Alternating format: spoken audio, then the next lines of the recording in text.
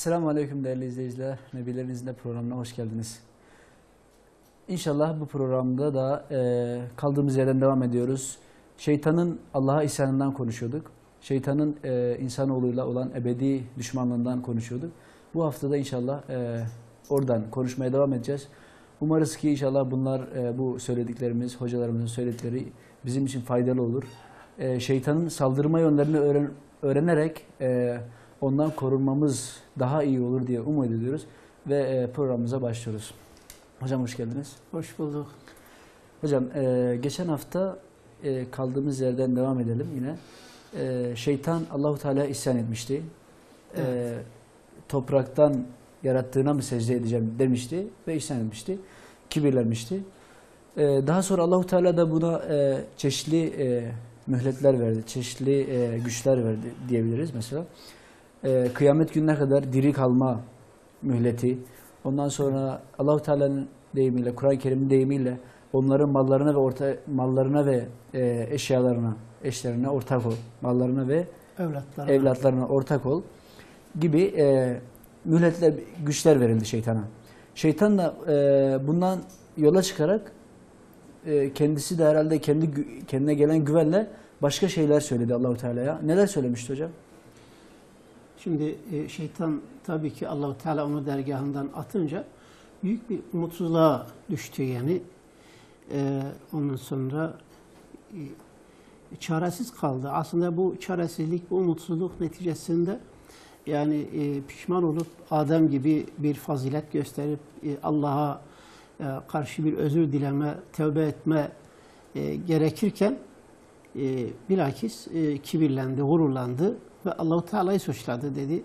Yani evet, senin benim Adem'e secde etmeyeceğimi sen biliyordun. Aslında yani çünkü bana ağır gelirdi yani benden daha düşük, daha aşağı olan birine yani benim şey yapmam, secde etmem, ona teslimiyet göstermem kabul edilecek bir şey değildi. Sen yüce zatınla bunu bildiğin için beni buna zorladın. Ben de evet, bundan dolayı işte bunu nefsime yediremedim ve isyan ettim. Sana karşı asi oldum. Ama yani bunu Adem'e bağlıyor. Adem'e olan kinini, öfkesini bir şekilde göstermek istiyor ve ondan intikam almayı düşünüyor. Evet. O yüzden Adem oğullarıyla mücadele etmek için kıyamete kadar baki kalmasını istiyor. Allahu Teala bu sözü ona veriyor. Sonra Allahu Teala ona başka imkanlar da veriyor. İşte yani bütün gücünü topla, ona karşı savaş. Seni onların mallarına, evlatlarına ortak ettim. Evet. Ondan sonra süvarilerinle, yayalarınla onlar üzerine yürüyerek onları yoldan çıkarmak için bütün maharetlerini ortaya koy. Bu gibi imkanları da verdikten sonra şeytan artık iblis yani evet, cesarete geliyor ve bundan sonra insanoğluna karşı böyle bir savaş stratejisini ilan etme gibi evet, bir şey açıklıyor. Yani bir yol açıklıyor, bir evet, program açıklıyor, bir programını açıklıyor. Şunu söylüyor. فَبِعِزَّتِكَ لَاُوْيَنَّمْ اَجْمَعِينَ İzzetine kasem ederim ki onları bütün azıtacağım, yoldan çıkaracağım. لَاَقْعُدَنَّ لَهُمْ صِرَاطَكَ الْمُسْتَقِيمِ Senin dosdoğru yolun üzerine onlar için oturacağım. Böyle yani yolu kapatacağım. Sana gelecek yolları, onların böyle sana geleceği yolları kapatacağım. Yol üzerine onlara pusu kuracağım. Onları şaşırtacağım. Evet. Onları sana karşı asi düşürecek ne imkanlarım varsa kullanacağım ve onların ne kadar nankör, ne kadar değersiz ve basit biri olduğunu, insanların yani benden hiç de üstün olmadığını ispatlamaya çalışacağım. Evet. Onlara önden sokulacağım. Evet. Burada arkadan sokulacağım. Evet. Arkalarından sokulacağım, yanlarından, ondan sonra sağdan soldan onlara sokulup her cihetten onları bir kuşatmaya alacağım insan. Evet. Böyle bir savaş stratejisini ilan ediyor. Belirliyor. Peki hocam yani burada 4 tarafımız şerli şeytan. Sadece 2 taraf var. Alt ve üst. Allah-u Teala'nın da hani, şimdi bunu söyleyince kutsi hadiste. yani şeytan böyle amansızca yani insana karşı bir savaş açacağını ve bunun üzerine kararlı olduğunu yani görünce melekler insanoğluna rikate geliyorlar, acıyorlar. Yani çünkü niye? Onlar yani iblisin neler yapabileceğini çok iyi biliyorlardı. Uzun bir süre onlarla birlikte kalmıştı. Onun ne işler becereceğini, eğer yaparsa ne gibi fenalıklar yapacağını o zaman da kestiriyorlar. Evet. Ve Allah-u Teala'ya karşı ya Rabbi Adem'e acıyoruz. Yani bu insana yani çok zarar verecek. Onun başına çok belalar getirecek. Acıyorlar. Allah-u Teala melekleri teskin etmek için diyor korkmayın. Evet. Onun hiçbir zaman ilişemediği, kapatamadığı 2 yol daha vardır. Alt ve üst cihetleri açıktır. Ön, arka, sağ, sol şeytanın kuşatma aldığı cihetlerdir ama bir de alt, üst cihetleri vardır. Eğer insanoğlu yani Allah-u Teala'ya karşı boyun eğip alnını secdeye koyarsa şeytan bunu engelleyemez. Secde anında insanoğlu Allah'a en yakın olduğu andır. Allah'a en yakın olduğu andır. Yani Rabbine secde eden bir insana şeytan bir şey yapamaz. Yapamaz. Orayı kapatamaz. Alt cihetini hiç kapatamaz. Üst cihetini de kapatamaz. İnsanlar Rabbine yalvarıp ellerini yukarıya kaldırıp dua istediği zaman da şeytan bunu engelleyemez. Evet. Ve Allah-u Teala çünkü diyor ki فَدْعُونِي أَسْتَجِبْ لَكُمْ Bana dua edin. Benden isteyin ki dualarınızı kabul edeyim. Evet.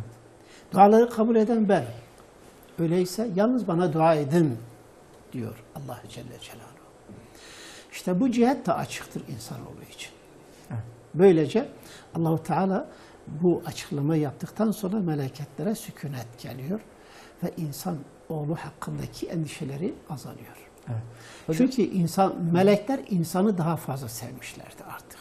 Evet. Eskiden iblisi sevmişlerdi. İblisin tarz edildiğini, artık lanetlik olduğunu, kovulduğunu görünce Allah-u Teala onları Adem'e bağlamıştı. Artık kıyamete kadar melekler Adem'le haşir neşir olacak. Onun hizmetinde olacak. Onun emrinde olacaklar.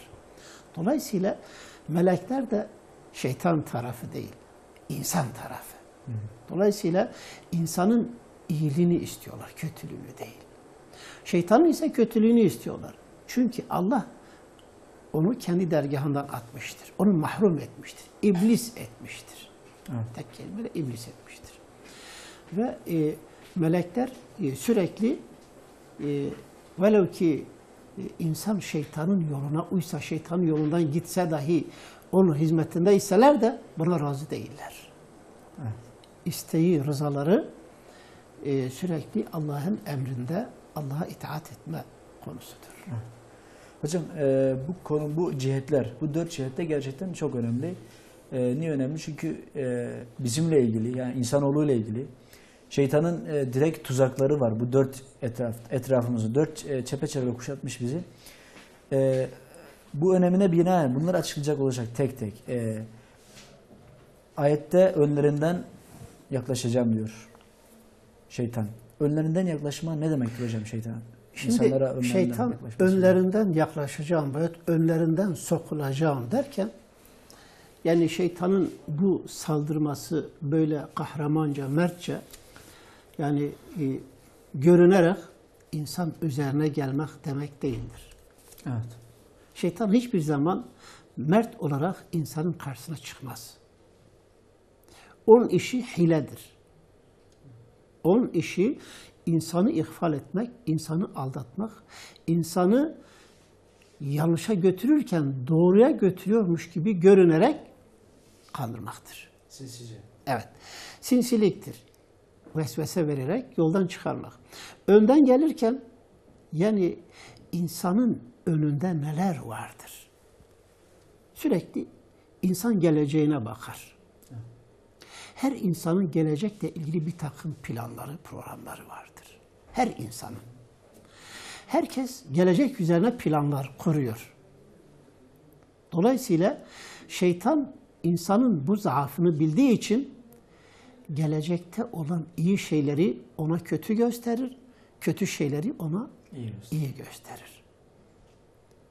Yani şeytan hiçbir zaman yani iyi şeylere kötüdür demez. Öyle bir şeytanlığı da var. Şeytanlık işte bu. Yani iyi şeylere kötüdür dediği zaman insan inanmaz. Hemen tepki koyar insan. Tepki koyar. O tepkiyi almamak için ne yapar? O iyi şeylerin iyi olduğunu söyler de fakat zamanı, yeri, mekanı olmadığını söyler. Erteletir devamlı. Evet. Yani örneğin bir insan bir hayır işi yapmak istiyor. Yani tövbe etmek istiyor. Ediyor. Aslında yani tövbe doğru bir şeydir. Yani her günahın sonunda bir tövbe gerekir. Fakat sen daha gençsin. Biraz gençliğini yaşa. Ondan sonra yani.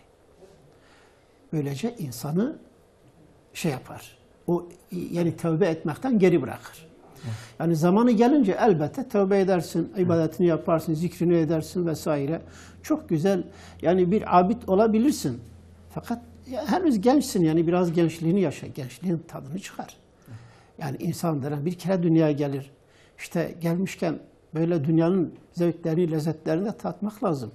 Bak falan falan kes, işte düğünü böyle yaptı, efendim merasimini şöyle yaptı, şunu böyle yaptı, bunu böyle yaptı. Dikkatini oraya çeker, tövbe etmekten alıkoyar. Bir müddet sonra artık o insan kötü işlere devam edince, bir daha tövbeye yönelince diyor, sen bu kadar kötü işlere bulaştıktan sonra, bu rezil işlere girdikten sonra artık geri dönüşü yoktur ki. O işte bunu başta söylemez, sonra söyler.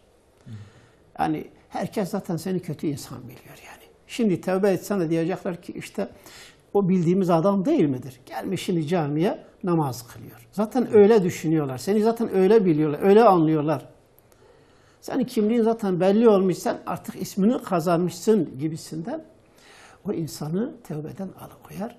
Artık o kötülüğe teslim eder gibi o şekilde bırakır. Veyahut yani insan kötülükten dönme değil de bir hayra yönelmek istiyor. Örneğin imkanı vardır, hacca gitmek istiyor. Şeytan diyor ki elbette yani hac bir farzdır yani. Demiyor hac farz değildir yani. Yani öyle bir şey yoktur, İslam'da öyle bir şey yoktur demez yani. Mümine öyle demez yani. Tabii kafir ise ona karşı ayrı bir hesabı vardır.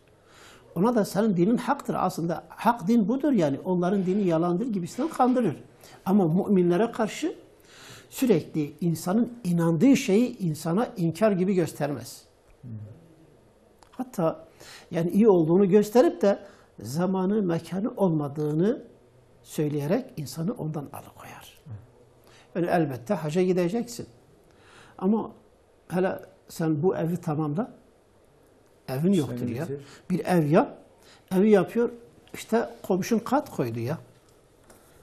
Ya sen de bir kat koy. Komşu kat koyunca araba aldı. Sen de bir araba. Sen de bir araba.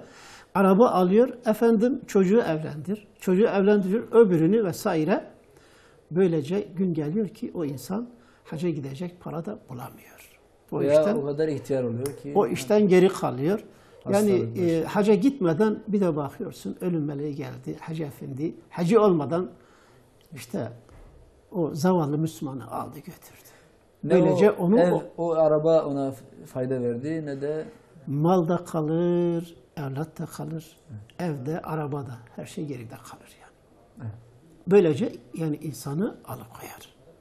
Yani sürekli insanın önünde güzel şeyler dizer ve dikkatini onlara doğru çeker. Yani bazı emeller koyar. Her insanın gerçekleştirmek istediği bir emel vardır. Kimisi yani tutkusu ev yapmaktır. Evi yapıyor, kat katı yapıyor, daireler, binalar böylece onu götürüyor. Böyle çeker o tarafa götürüyor. Hadis-i Kutsi'de deniliyor ki şeytanın her insan için yaptığı bir yular vardır. Yular. He. O yuları insanlara göre ayarlıyor. Yani her birinin değişik bir yuları var. Demek ki yular derken yani insanın emelleridir. Bu mecazi bir ifade.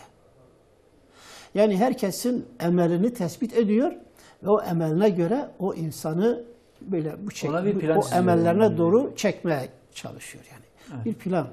Yani bir böyle plan çiziyor ve insanı o plan üzerinde işte Allah'ın yolundan alıkoymaya, evet, Allah'ın yolundan çıkarmaya çalışıyor. Evet. Aslında hadis-i şerifte de belirttiği üzere hocam erteleyen helak olur diyor Peygamber Efendimiz. Erteleyen helak olur. İyyâkum ve tulul emel. Evet. Evet. Yani o zaman aslında burada da yani iyi işleri ertelememek lazım. Tevbedir, hayırdır, farzlardır. Değil mi hocam? Bunları hemen yapmak lazım aslında. Hiç ertelememek lazım. İşte böyle bir şey insana geldi, böyle bir his. İnsan hissediyor, hissedebiliyor. Yani bir hayır işe yönelmek istediği zaman hemen ona bir takım hisler geliyor. İşte o vesvesedir yani. O şeytanın ona pompaladığı bir vesvesedir. Mesela yani bir hayır işi yapmak istiyor. Yani aslında sen istiyorsun ki o hayrı tam yapasın. Diyor ya hepsini yapma diyor. Bir kısmı bak şuraya ayır, bir kısmını buraya ayır. O hayrı böler yani. Hepsini yani yapma fırsatını vermez. Yani insanı ondan alıkoyar. Veya yarın yaparsın der, yarın da... Veyahut yarın yaparsın, işte, öbür gün yaparsın, sonra yaparsın. Evet. Namaz vakti dahi doluyor. Sen kalkıp namaz kılmak istiyorsun. Diyor şu elindeki işi bir bitir de. Ha, işte o işi bitiriyorsun. Bak şu da var, onu da bitiriyorsun. O da var, bir bakıyorsun vakit bitti. Evet. Böylece yani insanı böyle ihvaya yani çeker, aldatır, unutturur. İnsanı o hayırdan alıkoyar. Evet. Şeytanın işte önden gelme şekli budur. Bir mümin bunu hisseder etmez. Hemen şeytana bir lanet çekmeli. İşin neresindeyse hemen bırakıp o hayra yönelmelidir. Bu şeytana karşı bir tepkidir, bir tavırdır. Yani eğer böyle bir his kendisine geliyorsa ve kendisi de o hisin etkisinde kalarak hala işte doğru ben bu işimi bitireyim de sonra geleceğim namaz kılacağım diyorsa şeytanın oyunu, tuzağına yakalanmıştır o insan. Yakalanmış demek ki. Tuzağa yakalanmış demektir. Tuzaktan kurtulmak için ne yapmalı? Hemen bir lanet getirmeli. Euzubillahimineşşeytanirracim. Lanet gelsin şeytana demeli. Ve hemen kalkıp o hayır işine yönelmelidir. Evet. Hocam önden yaklaşmayı anladık.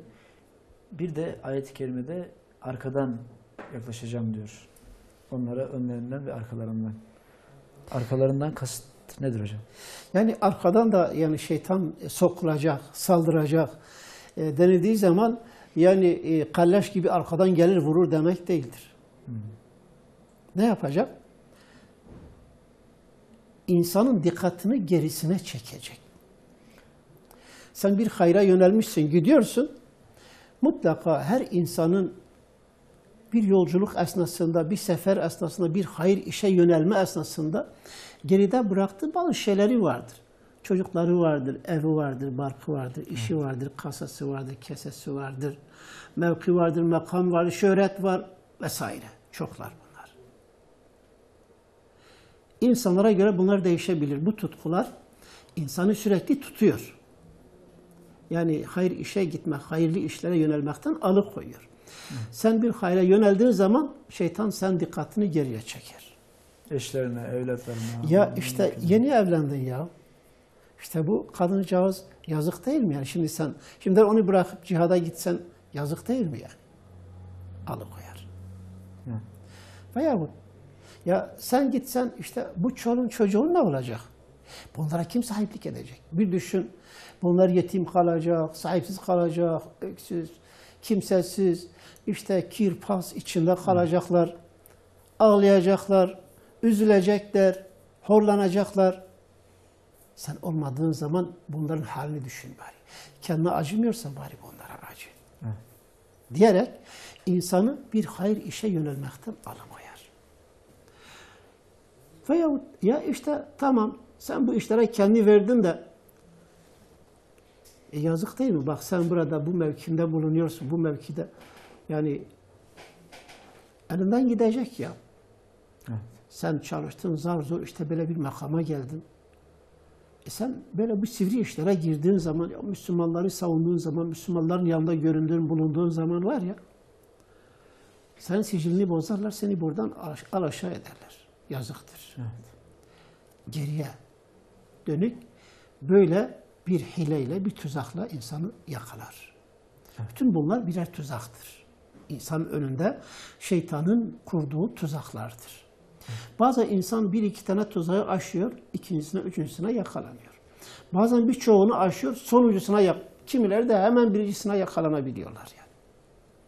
İşte bunlar şeytanın tuzaklarıdır, dikkat etmek lazım. Evet. Yani mesela bir insan öğrencidir, okul okuyor. Ya sen işte şu derneğe, bu derneğe takılma. Bunu söyleyen yani şeytan biz bazen zannediyoruz ki işte görünmeyen şeytandır. Bazen görünen şeytanlarla yüzleşiyorsun sen. Evet. Çünkü insanlardan da şeytanlar var.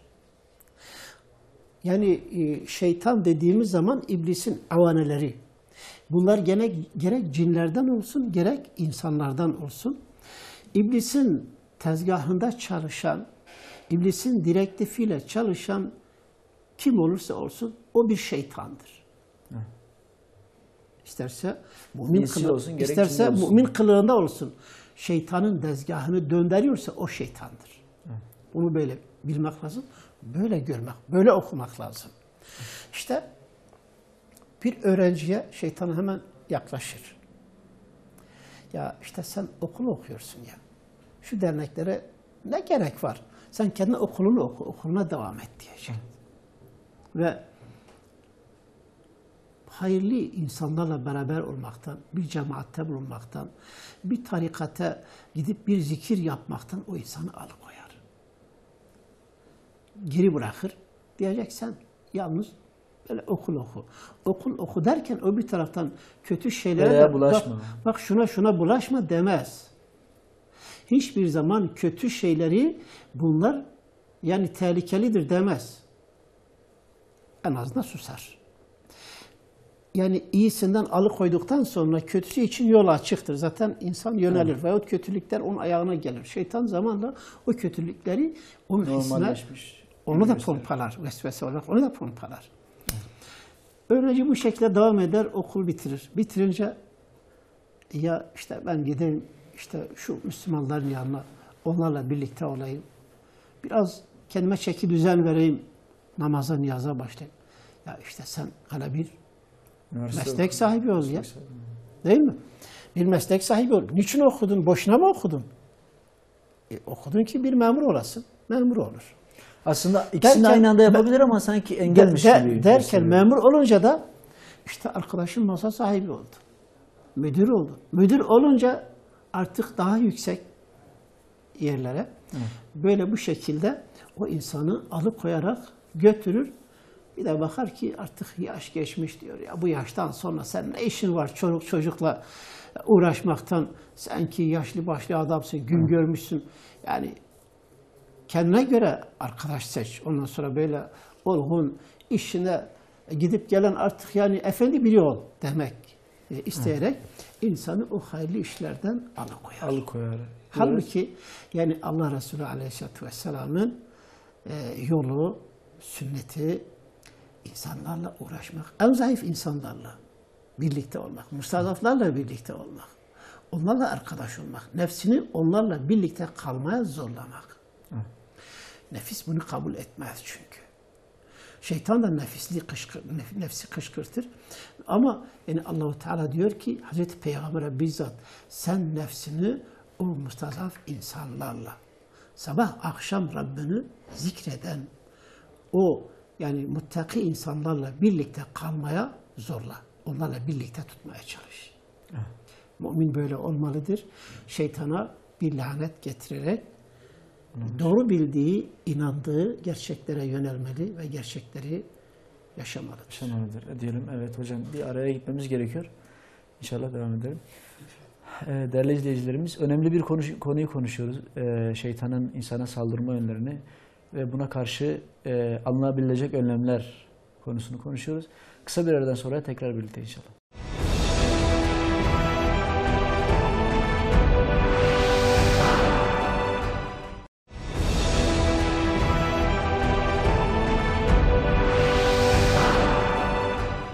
Evet değerli izleyicilerimiz kısa bir aradan sonra tekrar beraberiz.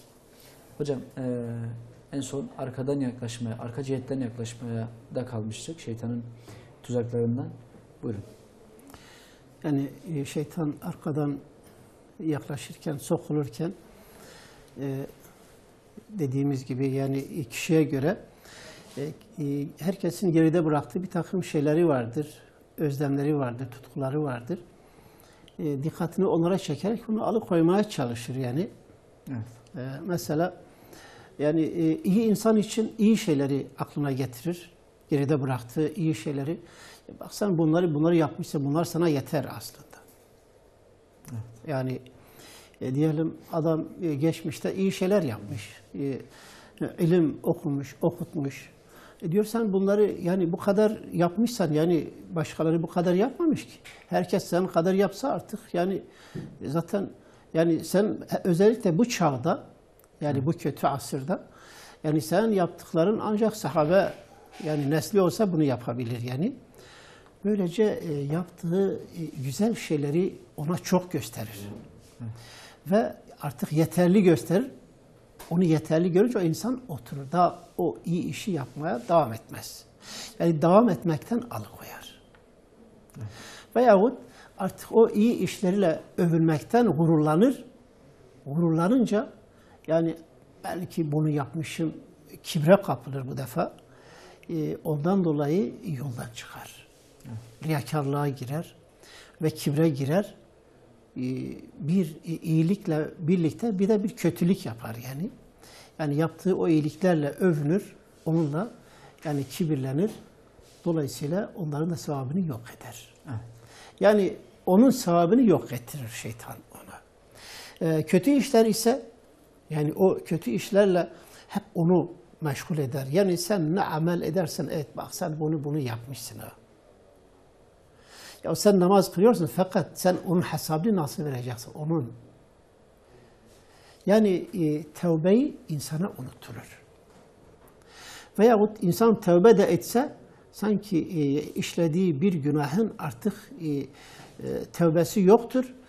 Mutlaka onun cezasını çekecek ve o ceza da öyle ağır bir cezadır. Zaten onunla cehennemlik olmuştur. Onun işi bitmiş yani. Böylece umutsuzluğa düşürür. Evet. Batan balık yan gider misali. Yani batan balık yan gider misali dediğin gibi o şekilde artık yani kötülüklere devam ettirir. Evet. Böylece o insanı artık bu kötü yolda yani bırakmak suretiyle veyahut iyi yoldan alıkoymak suretiyle geriden ona sokularak onu Allah'ın yolundan alıkoyar. Evet. Evet. Üçüncü şey hocam. Sağlarından yaklaşma. Yani ön arkadan yaklaşıyor. Bu cihetleri de geçtikten sonra yani belki bunlardan da başarı elde edemezse sağdan yaklaşıyor bu sefer. Sağdan yaklaşmasından kasıt nedir hocam? Şeytan bu planlarını böyle bir seri halinde, bir dizi halinde kullanıyor. Yani birinci planda tuttu. Tutmadıysa ikinci planda. Evet. Tutmadıysa üçüncü planda. Üçüncü plan sağdan insana sokulmak, sağdan saldırmak. Evet. Sağdan gelmek demek böyle heybetli gelmek, ondan sonra fırtınalar kopararak, tedhiş yaratarak değil. Gayet sakin, sıcak bir şekilde, dostane bir şekilde, bir alim kılığında, bir abid kılığında, bir nasihatçı, bir dost kılığında gelir. Sağdan gelen şeytan taktiği budur. en tehlikeli şeytan da budur. En tehlikeli, en sinsi şeytan sağdan gelen şeytandır. Ondan korkmak lazım. Onun şerrinden Allah'a sığınmak lazım. Ona karşı uyanık olmak lazım. İnsanlar çoğunlukla bu cihetten gelen şeytana aldanır veyahut yönelir. Yani yenilirler. Evet. Örneğin, yani bir insan zulme uğramış, haksızlığa uğramış. Zalime karşı artık isyan edecek, isyan bayrağını kaldıracak, dur diyecek yani. Bir kıyam başlatacak. Şeytan hemen ona yanaşır. Bir dost gibi, yani bir hami gibi ona sokulur ve ona nasihat etmeye başlar. Evet.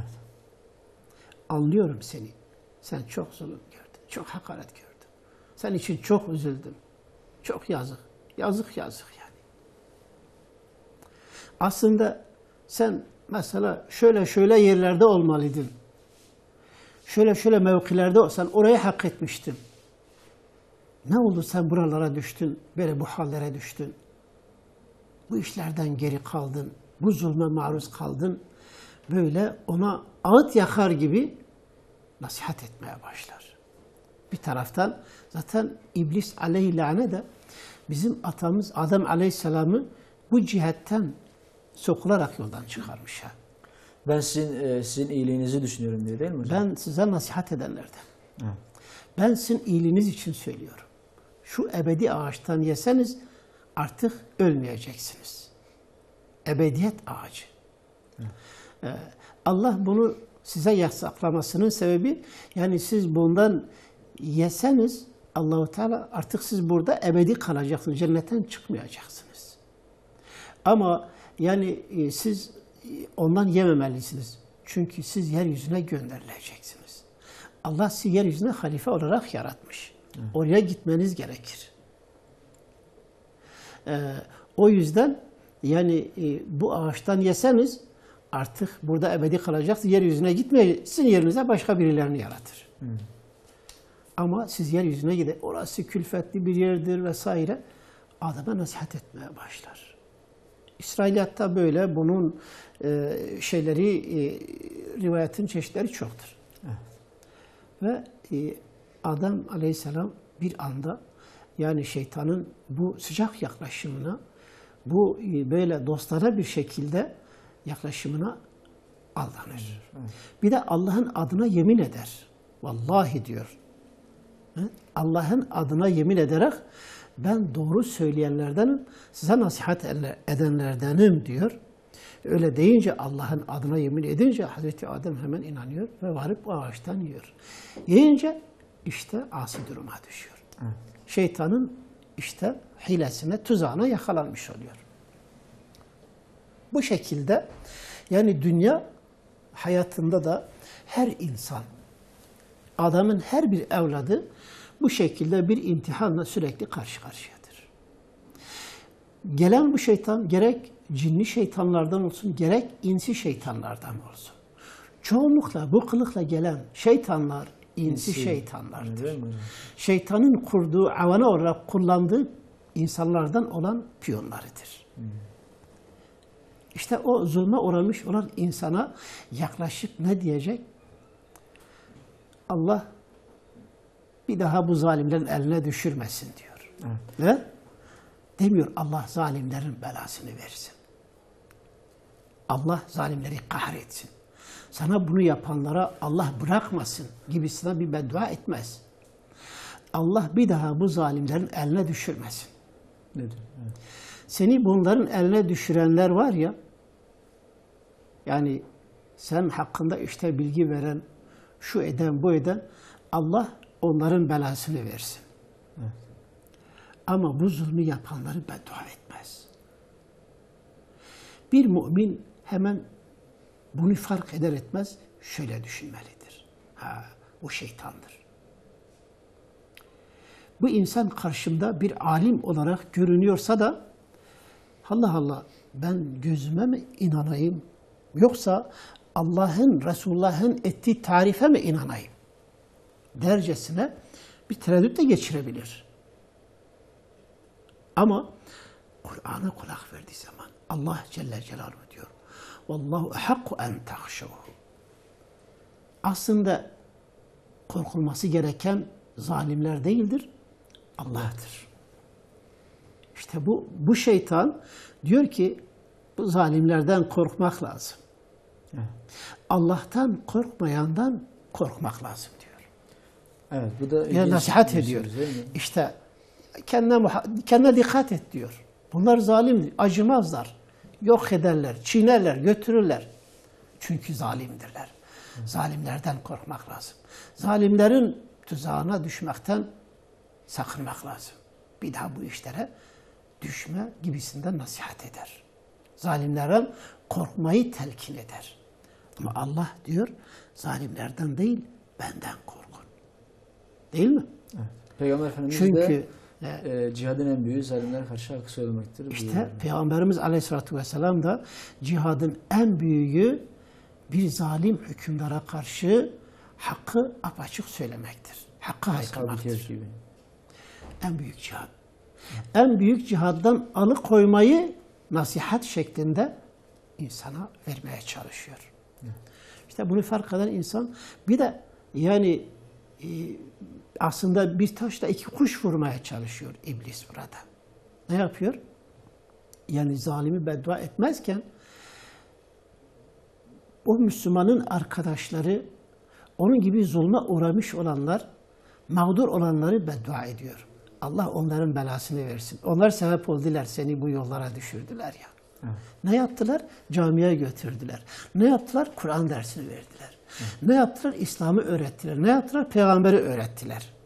İşte onlar seni bu yollara düşürenler var ya, Allah onların belasını versin diyor. Bu şekilde mümin kardeşini hem beddua ediyor hem de aralarına fitne yaratmaya çalışıyor. Onları birbirine düşürmeye çalışıyor şeytan. Şeytanın şeytanlığı budur. Nasihat şeklinde gelip bu şeytanlığı yaparken müminler uyanık olmalı ve şeytanın bu tuzağından korunmaya çalışmalıdırlar. Evet.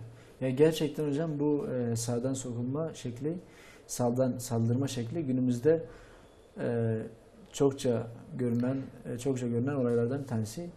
Hazreti Adem'i de bu yönden kandırmış. Günümüzde de görüyoruz ki insanlar büyük bir kısmı bu yönden kandırılıyor.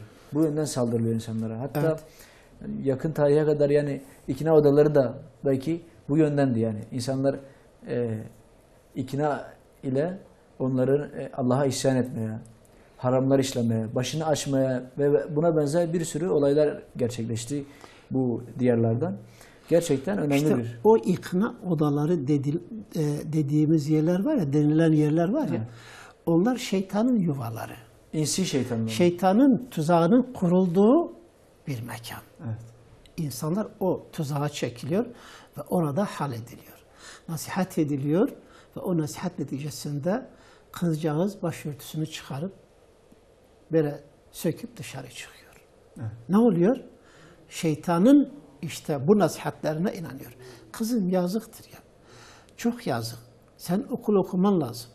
Bak baban o kadar masraf yaptı. Seni dershaneye verdi, şunu yaptı, bunu yaptı. Gelmişsin buraya, işte burada okuman lazım.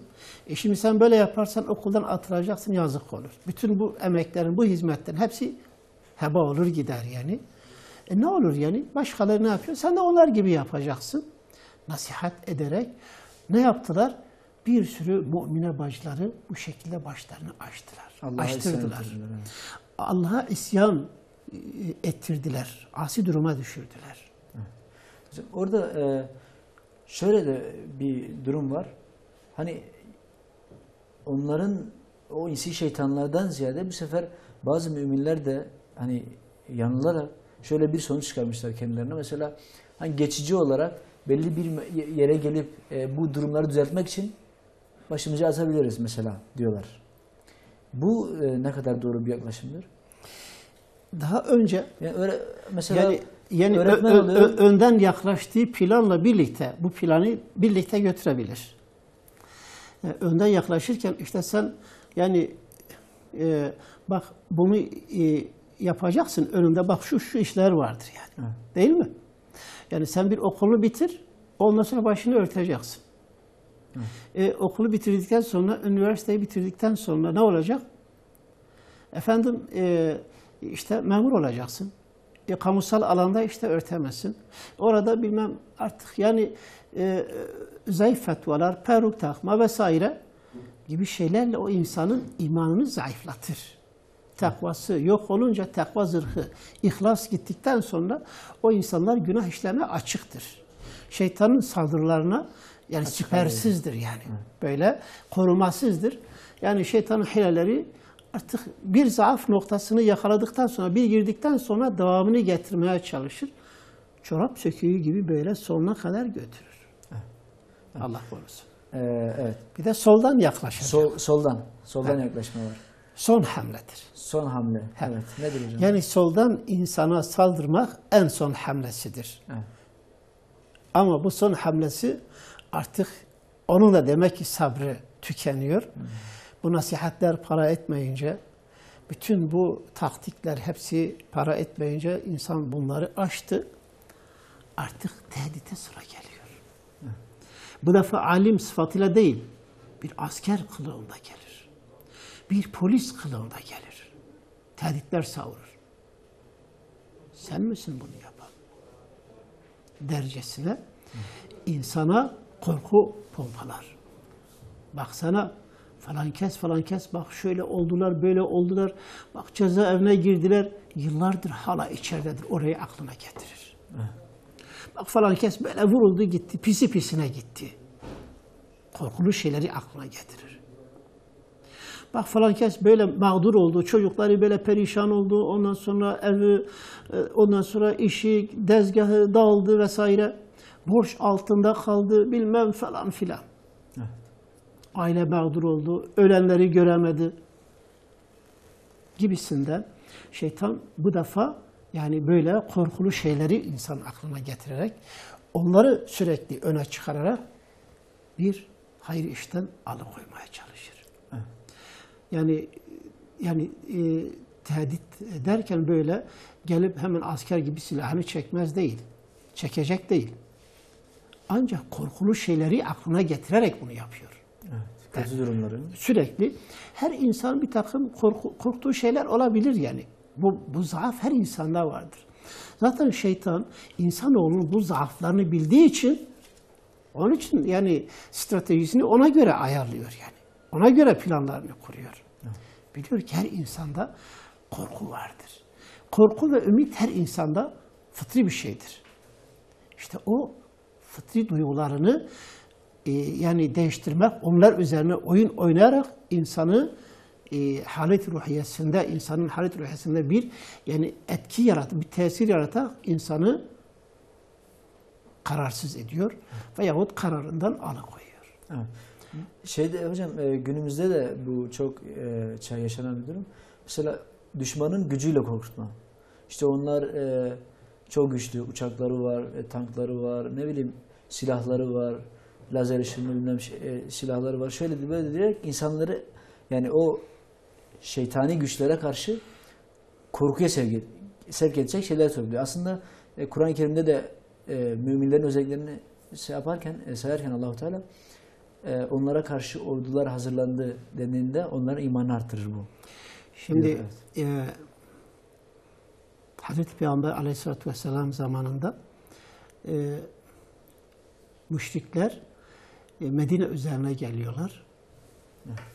Mekke ordusu o zaman Medine'deki İslam ordusu Medine ümmeti üzerine gelirken bir takım şairleri yani şairler. Evet. Bugünün diyelim gazetecileri. Bugünün bugünün medyası. Bunları Ebu Süfyan ayarlıyor, Medine'ye gönderiyor. Diyor git orada yani bizim hazırladığımız ordunun karşısına duracak bir ordu yoktur. Böyle bizi öv. Böyle bu kadar işte silahları vardır, bu kadar atları, bu kadar develeri vardır, bu kadar piyadeleri vardır, bu kadar işte teçhizatı, mühimmatı vesaire vardır. Bunu böyle büyük, abartılı bir şekilde anlat, işlerine korku düşsün. Ve o şair geliyor, bunu aynı şekilde bir tane şair aynen gelip böyle Medine'de propaganda yapıyor. Evet. Bu propagandanın etkisinde kalan münafıklara hemen bir telaş düşüyor yani. Hemen bir korku işlerine giriyor. Aman ne yapalım, ne edelim? Bazıları bir araya gelip artık biz birilerini elçi olarak araya koysak, acaba gidip Ebu Süfyan'a konuşsak biz yani bak yani Muhammed'le beraber değiliz yani bari bize karışmasınlar, kendimizi güvence alalım, kendimizi sağlama alalım gibisinden bir takım şeylerin içerisine giriyor. Evet. Allah-u Teala hemen vahiy gönderiyor. Diyor o korku haberini getirip yayan şeytandır. O şaire şeytan diyor Allah Celle Celaluhu. Şeytandır diyor. Korku haberini getirip yayan insan bir şairdir. İsmi şimdi hatırıma gelmiyor. Diyor o şeytandır. Ve bu şeytanın yaydığı korku ancak kendi dostlarında bir etki yaratır. Müminlere ise ancak imanını artırır. Müminlerin ise ancak imanlarını artırır diyor. Müminlerin bir vasfı daha söyleniyor diyor. Onlar ki size karşı ordular hazırlanmış. Size karşı büyük bir güç hazırlanmış denildiği zaman قَالُوا حَسْبُنَ اللّٰهُ وَنِعْمَ الْوَكِيلِ Allah bize yeter. Ve o ne güzel vekildir dediler. Onlar korkmadılar. Bilakis tevekkülleri, imanları arttı. فَمَا زَادَتُمْ illa imana ve teslima. Onlarda iman ve teslimiyetten başka bir şey artırmadı. Onların imanı arttı, teslimiyetleri. İşte şeytanın bu hilelerini çözen bir insan hemen kendine gelir. Uykudan yani uyanırcasına, hani uykuda insan bir gaflet anını yaşıyor. Uyanır uyanmaz kendine gelir. Ne yaptığını, ne ediyor olduğunu rahat görür. İşte gaflet denilen şey insanın üzerine şeytanın etkisi böyle bir gaflet yaratıyor. İnsan sanki dalıyor uykuda. Hani gaflettedir ya, şeytanın ihvalarına kapılan bir insan artık böylece kendinden geçiyor, dalıyor oraya. Artık yani şeytanın aklına getirdiği planları düşünmeye başlıyor. Ne etsem, ne yapsam, şöyle mi yapsam, kurtulsam, böyle mi yapsam? Münafıklar üzerine sürekli bu etkiyi yaratıyordu. Ve münafıkları Allah Resulü ile birlikte olmaktan, ondan sonra Müslümanlarla birlikte olmaktan alıkoyardı. Evet. O gün yapıyordu, bugün de yapıyorlar. O günün şeytanları, yani Resulullah'ın ordusunda bu zaafı bile yaratabiliyorlar idiyse, günümüzde biz zayıf insanlara karşı çok daha güçlüdürler şeytanlar. Tabii güçlüdürler, bir de onların propagandasını yapmayalım. Ama bizim imanımız varsa biz çok daha güçlüyüz. Çünkü yani onlar zalimlerin gücünü abartılı bize anlatırken bilelim ki zalimlerin gücü inne keyde şeytani kâne zayıfa. Şeytanın hilesi zayıftır. Zalimlerin de gücü azdır. Zalimlerin o korkulu halleri, heybetli halleri, haşmetli halleri örümcek yuvasına benziyor. Örümcek yuvası. Kur'an-ı Kerim öyle benzetiyor değil mi? Onlar örümcek yuvası gibi zayıftırlar yani. Şöyle bir tabir de insan kullanabilir. Sürekli böyle bazı zalimler tatbikat dedikleri şeyler yani güç gösterisini yapıyorlar ya. İşte bu gücümüz vardır, şuyumuz vardır, buyumuz vardır. Uçakları alçaktan uçura, tankları yürütüyorlar vesaire. Korku yaratıyorlar. Şeytani güçler. Bu onların bu halı gece mezarlıktan geçerken türkü söyleyen çocuğun hali gibidir. Yani çocuk o türküyü söylerken, ses çıkarırken yani ben korkmuyorum derken aslında bu korkunun ifadesidir. Evet yani korkunun yani işleri sürekli korkuyla doludur. Her zaman onların kalbinde böyle bir korku fırtınası vardır. Her zaman tedirginler. Ama müminler rahattırlar. Sükunet içerisindedirler. Bir de Allah'ın yardımına inanırlar. Allah diyor ki sizden sabırlı 20 kişi onların 200 kişisine bedeldir. Ama sizde zaaf gördü, zayıf olduğunuza acıdı. Buna rağmen sizin 100 kişiniz onların 200 kişisine bedeldir. Yani bir kişi onlardan 2 kişiye bedeldir. O yüzden fıkıh alimleri de zaten diyorlar ki savaştan kaçan bir insan karşısında 2 kişi varsa o kaçmışsa savaş firarisidir. Çünkü onun gücü o ikisine bedeldir, denktir, kaçmaması lazım. Evet. Karşındaki düşman sayısı 3 ise o 1 ise kaçmışsa firari sayılmaz. Evet. Mümin böylece kendi güçlü bilmelidir. Allah'a tevekkül etmelidir. Tıpkı o gün sahabe-i kiramın dediği gibi hasbunallahu ve ni'mel vekil. Allah bize yeter, o ne güzel vekildir diyerek Rabbine, yani Rabbinin gücüne, kudretine güvenmeli. Şeytanın hilesi de çok zayıf olduğuna inanmalı ve aldırmamalıdır. Evet hocam, çok teşekkür ederiz. Allah razı olsun. Ağzınıza sağlık. Gerçekten önemli konulardı. Evet değerli izleyicilerimiz, bugün de programımızın sonuna geldik. Gerçekten önemli konular işledik bugün. Şeytanın saldırma şekillerini konuştuk. Rabbim bizleri muhafaza eylesin şeytanın bütün desize ve tuzaklarından. Bugün de Allah'a emanet olun. Esselamu Aleyküm ve Rahmetullahi ve Berekatuhu.